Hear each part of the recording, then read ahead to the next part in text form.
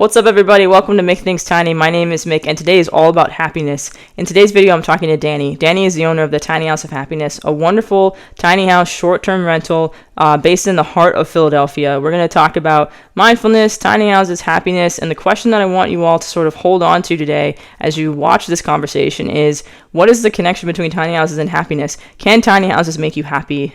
So that's the question I want you to hold on to today. And if you're new to the channel, please take a second to subscribe. It helps me out a ton. I'm trying to build a community here of people who love talking about things that relate to tiny houses, love learning about tiny houses, and when you hit subscribe, you help the community grow. So please take a time to do that. There will be a subscribe button located at the bottom of the video here throughout the entire video, so you can tap it now if you're if you're ready. Please do tap that button, and then also tap that notification bell too, so you find out when I drop new videos. I drop new videos every single week. All right, let's jump right into this conversation.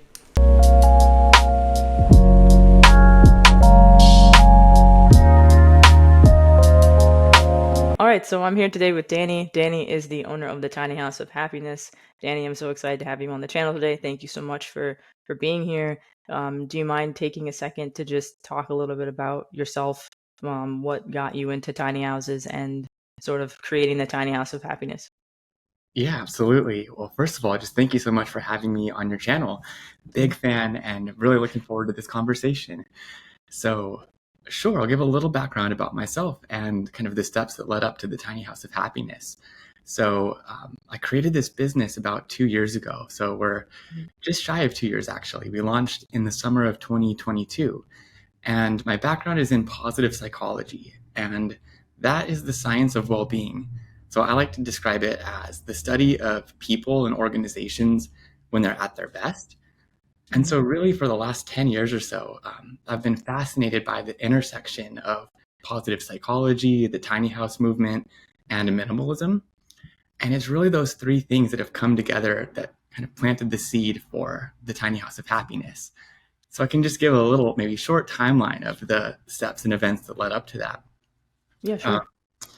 Great. So yeah, I think it all started in 2013. I was working for a disability rights nonprofit in Philadelphia and started working with individuals that had hoarding behaviors.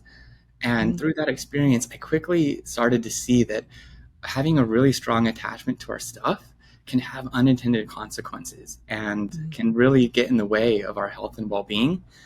And doing that work just raised a lot of questions for me. And I wondered, well, are there other ways that maybe strong attachments to our stuff can, in a more subtle way, maybe get in the way or interfere with some other goals or just lifestyle choices that we want to make? And that was just an early introduction to minimalism. In 2015, I decided to go back to graduate school and get a degree in applied positive psychology. And in that program, we started to see a lot of themes in research that were really pointing to the fact that our stuff really isn't the best pathway towards long-term happiness. And there's a really interesting concept called the hedonic treadmill. And it essentially says that when we change our external environments and maybe when we purchase a new item, we might get this momentary spike in our happiness, but much faster than we expect, our happiness levels come back down to baseline. And it's this ever-going process of us trying to increase our happiness by changing our external environments.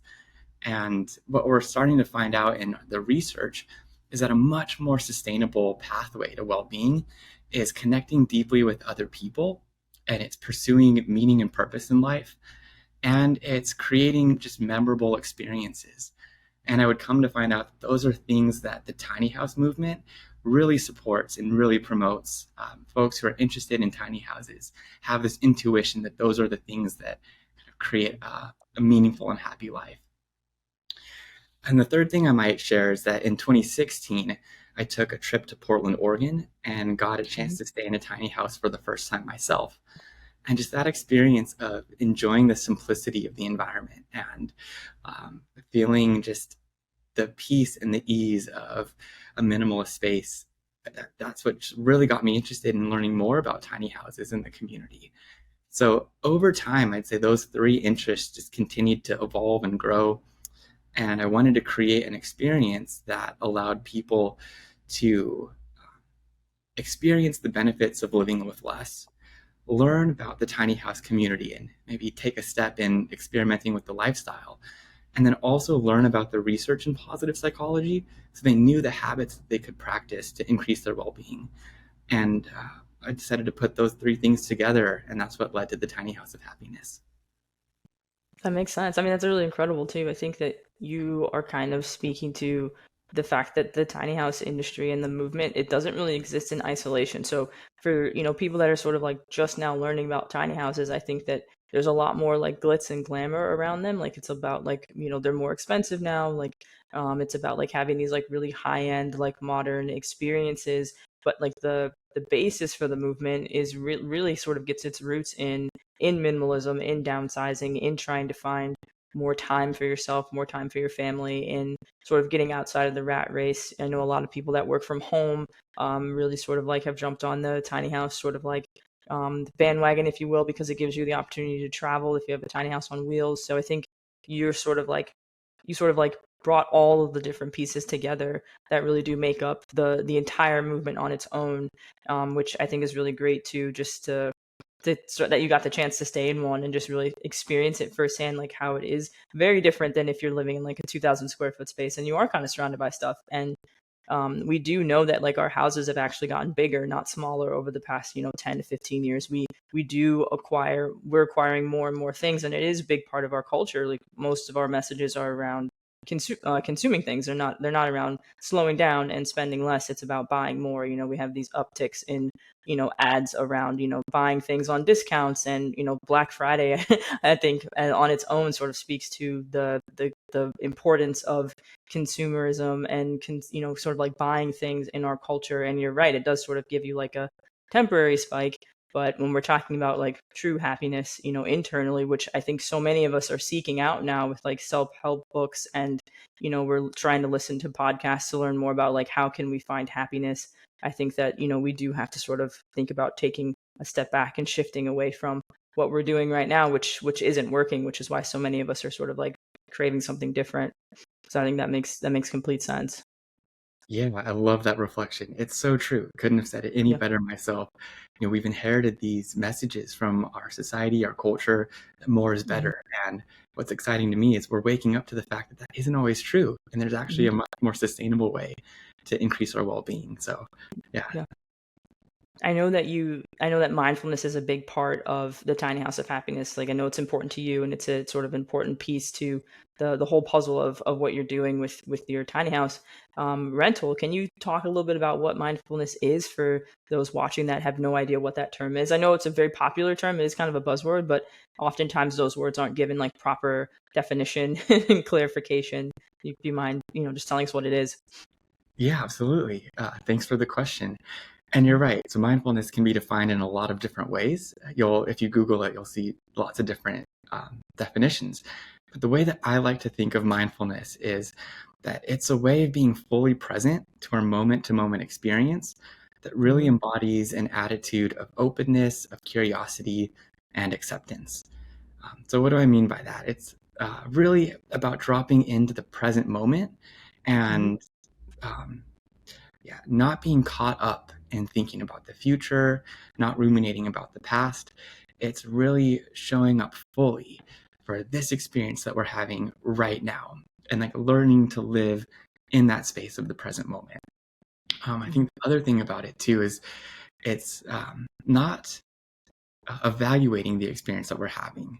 So when I say that there's an attitude of openness and acceptance and curiosity, so we're not like thinking about, is this good? Is this bad? Do I like this or do I not? It's really just making direct contact with the experience you're having as it is without labeling it, just being fully present in it. So Mm-hmm. that's how I like to think about mindfulness. Okay. I love that. I love that definition. Mindfulness is something that it means a lot to me too. I started meditating back in like 2017, and like I saw a huge change just in my overall, like just the way I've sort of like experienced my day-to-day life, and then just how you feel internally. And I do think that, when we're talking about happiness, like I don't think you can really talk about happiness without talking about mindfulness too, because you do really have to be present in your day-to-day moments. And I think part of what makes our culture so potentially problematic is that it keeps us from being mindful. We're too busy. We're sort of hit with ads all the time. We're like have so much work to do.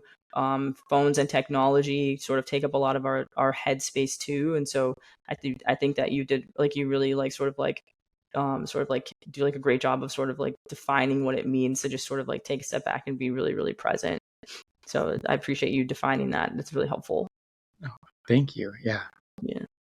For you personally, especially with what you're doing, like what would you say is the main connection that you see between mindfulness and happiness and tiny houses, or like the tiny house lifestyle in general? Mm. Yeah. So I think so mindfulness, happiness, and the tiny house movement, I really see as being very interconnected, and they all work together and support each other to help us live more meaningful and fulfilling lives at the end of the day. Um, but yeah, I think you were speaking on this, Mick, that so mindfulness really is a practice that we can develop to live with more presence and intentionality. Mhm. So just when we're living lives that are just so busy, full of distractions, lots of stress, things on our to-do list, it can be really easy to just skim the surface of our life and not really drop down into those moments that matter the most to us. And so I think mindfulness, first of all, is just a practice that helps us show up for the things that matter to us, to connect deeply with our family and our friends, and just to be present for all the good moments and experiences in our lives, like no matter how big or how small. So yeah, I think it's really that practice that allows us to experience the full range of what it Mhm. means to be human. But the second thing is, I think mindfulness, I like to call it a close cousin of all the other positive emotions. So mindfulness is what helps us experience things like gratitude, like Mhm. awe, um, love, and connection. It helps us savor good experiences that we're having. So it's really that practice that helps us experience and tap into our levels of happiness throughout our day-to-day lives. Mhm. Um, and the tiny house movement. So I think that's really the container that holds this all. So I like to think of tiny houses and the tiny house lifestyle as really that container that enables us to live more mindfully and with more Mhm. happiness. So, a lot of people who move into tiny homes are seeking freedom and they want to use their resources to invest in what matters to them, right? So it's not spending so much time cleaning and organizing. That helps us spend more time with the people that we love. Not spending a lot of money on this big mortgage that we can't afford for an even bigger house. Allows us to pursue meaningful hobbies and new experiences where we can create memories with those that we care about. So yeah, I think the tiny house movement is really creating all the conditions that we need to simplify our lives and to give back our attention and our energy to those things that we truly value. Mhm. I love that. I love that you say that it's a container too, because then you think of like just it just sort of being symbolic of like, when you think about someone living in like 300 square feet of space and not having as much stuff, but they're happy, they're spending more time with their families, they're sleeping better, they're outside in nature, they're traveling. I know that a lot of people that go tiny, they end up sort of like reconnecting with their passions too. Like maybe they sort of like lost their connection or the time that they used to have to paint or to draw or to write books or to play music and like do the different things that like they love. So I think that's a really great sort of like image. Like I'm a very like visual person, so like that image of like it being a container that holds like ironically not very much stuff materially, but a lot when it comes to sort of like your connection to yourself and to your family and ultimately your like overall health and well-being, which is I think a lot of us now, especially like millennials and those of us who are sort of younger, like you're saying, like waking up to the reality of the fact that like our world is not really heading in the direction that is going to allow us to live the kind of lives we want to live unless we take a step back and make a change, right? Like we're not going to be able to retire in the same way or build wealth in the same way. And so I think it's like I think the tiny house movement and going tiny, even thinking about it, you have to challenge your current value set. You have to really think,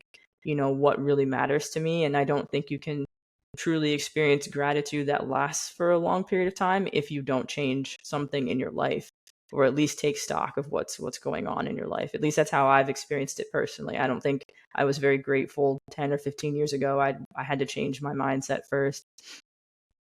Yeah, I can relate to that too. Hmm. What excites me about just these conversations around tiny houses and minimalism is it's really a way to live counterculturally. It takes a Hmm. lot of courage and intentionality to kind of make decisions based on our own internal value systems. And yeah, it can be kind of an uphill swim for a while, but Hmm. it really can Yeah. make a big difference and lead to a lot of happiness in the long run.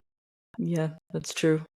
And I think it's great. I feel like, you really are sort of touching on a lot of really important points that maybe people who are less familiar with sort of the background of the tiny house movement don't, are less familiar with too, like sort of thinking like I think that once people go tiny, they sort of like experience like those changes and maybe in the beginning you're not really sure like how it's going to affect your life. But yeah, can you like walk us through, or like walk me through, like what would it be like if what is your experience when you go to the tiny house of happiness? Like, are there like certain, activities that you encourage people to do? Like, what is it about that their experience in that short term rental that would, potentially leave them feeling a little more at ease or maybe, a little challenged in terms of how they're going to live their life when they leave? Yeah, great question. Thank you for asking. So, I think the first thing to point out is we're located in a beautiful nonprofit arboretum in the city limits of Philadelphia. So the first Mhm. people experience, they're driving through city streets and then instantly they're in this beautiful natural setting. So just that transition from being in a populous like urban environment to Mhm. finding a beautiful shady spot and like a tiny house popped right in the middle of it. I think that's kind of a fun surprise for folks. But when they're actually staying there, there is a workbook that all of our guests get that has Mhm. 2 days worth of activities and reflection prompts that are based on the science of positive psychology. And they're all different habits that can be practiced in 20 minutes or less. They're really intended to help people increase their well being in their day to day lives. So, just to quickly walk through the topics, there's an exercise in gratitude, there's an exercise in physical activity and just movement in general. There's mindfulness meditation, of course. There's minimalism and our material things. There's a chapter on close relationships. And let's see, I should have been counting. I might have been missing them, but I think that gives you a sense of what they are. Yeah. No, I think that's really great. I think too because also the main thing that I feel like people struggle with is time, right? Like it's the one thing we don't have enough of, we can't get back. And I think it's the one sort of thing that keeps us from doing certain things like slowing down, right? But so the fact that once they get there, you're giving them the ability to have sort of like a guided experience where they can explore, they can do those things, they can ask those questions. They don't feel like they have the time to ask. I think that's why a lot of people don't have like not taken as much to meditation because it does take time. Like it takes time to get comfortable with it. You're not going to sit down for your first practice in 10 minutes and like just feel at ease. Like you might honestly feel worse um, Yeah. because it can be a little bit unnerving to just sit with your own thoughts. But I think that you're sort of giving people the opportunity to do that in like a really beautiful, sort of like safe environment too. So I can only imagine what it does for them, in the long term, just being able to take those 2 days where they can just think. I don't think we think enough, which, for lack of a better way to say it, but I just don't feel like we take the time to actually like think enough. And there's that really great quote, which I'm missing pieces of now, that talks about mindfulness, where it's like mindfulness gives you time, time gives you choices. And I think it's choices when skillfully made lead to freedom. And I think that's something that's really like sort of stuck with me. And I think that the tiny house movement and what you're doing like really does allow people to get back the time to make the right choices so that they can be free. So I think that that's a really incredible thing that you're doing too. Have you done the workbook yourself? Um, I did. Well, I Okay. did every module as it was writing them, but Okay. I haven't actually taken 2 days in the tiny house myself to go through it, but I have done all the exercises that I wrote Okay. in the workbook.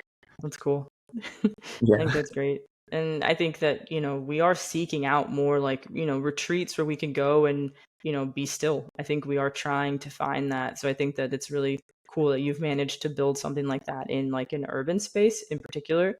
Because I do think that people that live in urban spaces they don't have access to the same ability to sort of like get away and escape. I think if people living in New York City, like how do you unwind when you're living in cities that like don't sleep, where you're constantly hearing noise, sort of like the noise pollution part of it. So I think that that's a really, really awesome thing that you're doing in Philly. Having lived there, I know that Philly is not, on its own is not going to be the most peaceful place. It can be pretty loud, but I think that's great that you put it in Philly, because it's a really cool sort of escape for people.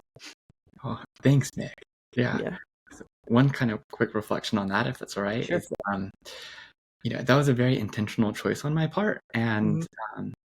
part of my mission too is I think there's this big misconception that in order to experience nature and to connect with nature, that we have to get in a car, sit in traffic, drive for 3 hours outside of the city limits, find a forest bathe for an hour at a time. Mhm. And I think there are lots of opportunities for us to experience nature just right outside our front doors, wherever we live. It's once again just being more mindful and intentional and seeking out those spaces. And I think that's an opportunity that we all have to reconnect with nature in a lot of different ways, but we don't have to leave the city to do it. There are actually lots of great resources no matter where you live. Mhm. No, I agree with you. I think that you say that perfectly, because I do think that that's what keeps people from going outside and experiencing nature. They're like, "Oh, I live like 3 hours from the nearest park, like national park or something like that, so like I can't do it." And I think that the more that we're seeing tiny houses pop up, in urban spaces too, I think that it's sort of speaking to the fact that we do have to do something. We have to change something. I know that there's been some movements to add more green space, and parks in urban spaces too. There's more tiny houses popping up. So I think, in tiny house communities. So I do think that we're going to see more of that. One question I have for you, this is the last question I'll ask you today, is like, what do you think is the future of urban spaces when it comes to sort of creating more opportunities for people to experience nature? Yeah, this is such a great question, and it's really exciting for me to think about. And it's really encouraging just to look at some developments in urban planning and design and the way that cities are starting to think about the importance of nature. So, yeah, I think one thing that comes to mind is there's a lot of research now that's supporting just the benefits of being connected to nature. So, we're finding out that even 20 minutes of being outdoors is enough to lower our stress hormones in our body by even up to 28%. So it Oh, can be wow. pretty significant. And Mhm. I think with research like that, it is just good policy and good public health initiatives to make investments in increasing our access to nature in our urban spaces. But yeah, there are just lots of exciting things happening, from taking vacant plots of land and turning them into community gardens. Right, there are lots of organizations now hosting events in parks and bringing people out to spend more time outdoors. Um, the arboretum that we're located in does tons of programming and events, and they have nonprofit partners all kind of coming together to celebrate just the natural environment that we live in and learn how to live more sustainably. Um, so yeah, I think that there's just a lot that's happening in cities already, and we're seeing the importance of connecting with green spaces and how we make decisions about design and access and just development. My hope and my inspiration is really that we're creating cities that make nature more accessible for all. So I think there's a lot of potential there and a lot of exciting things happening. Yeah, no, I agree, and thank you for providing such a thoughtful answer to that question too, because I do think that there is a lot of hope around this particular topic, and I think that we could all use more hope when it comes to everything that's going on in our world today. But people are getting more creative with urban planning and development, and just sort of thinking outside the box. And I think the community gardens popping up. Philly was actually one of the first places to do that. I remember when that initiative started with the abandoned lots downtown in like Center City. So, I think, and Detroit has doing some things with that as well. So I think we are starting to see more around like sustainability and food. And I think the tiny house movement presents an opportunity to do something with housing. I know Portland's done some things around, homeless shelters, with like micro, like tiny houses as homeless shelters, or creating different villages that we do see popping up around the country. So, there's definitely opportunities there. And, I'm glad that we get to be a part of it, at least in terms of, the conversations that we're having, and then the work that you're doing as well with the tiny house of happiness. So I cannot thank you enough for taking the time to talk with me about this. I know that, anyone watching is going to find it so valuable and so helpful. And I do hope that people come to Philly and visit and check out what you're doing with the Tiny House of Happiness. The links to your website and your social media are in this video, so people will be able to sort of like reach out and check out what you're doing. And happy to have you on the channel again in the future too, because I think that, there's good synergy between us, and I think we'll just keep having these great conversations too. So I really appreciate it. Yeah, wonderful. Thanks so much, Mick. I really appreciate this conversation, and so much fun to be connected. Yeah, we'll talk soon. Yep, thanks so much. All right, so that was my conversation with Danny. It was a really great conversation. It was fun to talk about sort of the basis of the tiny house movement. The tiny house movement it's more than really great builds and beautiful designs and like fun aesthetics, even though those are really important parts of it. So it was great to touch on the mindfulness piece of it, the minimalism piece of it, and then for that question that I had you all sort of like keep in your minds: can tiny houses make you happy? I would say overall the answer is pretty close to just a solid 100% yes, right? Like, it can't bring you happiness on its own, like the structure by itself, potentially maybe it can't, but the whole process of paring things down, taking stock of your life, making that choice, taking that risk, for sure, why not? Why not? That could definitely be something that contributes to your overall happiness and well-being. With that being said, please do check out Danny's Tiny House of Happiness. Take a trip to Philly, spend 2 days, go through that workbook, do those exercises, connect more with yourself internally, ask yourself those tough questions. I hope that all of you find happiness and find everything that you're looking for. A big part of this channel is just building everyone up, growing a community around tiny houses, something that I love. So please do check out Danny's short-term rental, links to it in this video, as well as links to his socials as well. So thank you so much for watching, and if you're new to the channel, please do take the time to subscribe. It doesn't take much, it doesn't cost anything, and it really does help me and helps the video grow, or helps the community grow, helps me to continue to create great videos. And tap the notification bell so you find out when I drop new videos. I drop new videos every single week, and please do keep watching. We've got some great stuff coming up with like new topics and exploring more and sort of like expanding the conversation around tiny houses. So thank you so much again for watching, and as always, don't forget to think tiny, and I'll see you guys in the next video.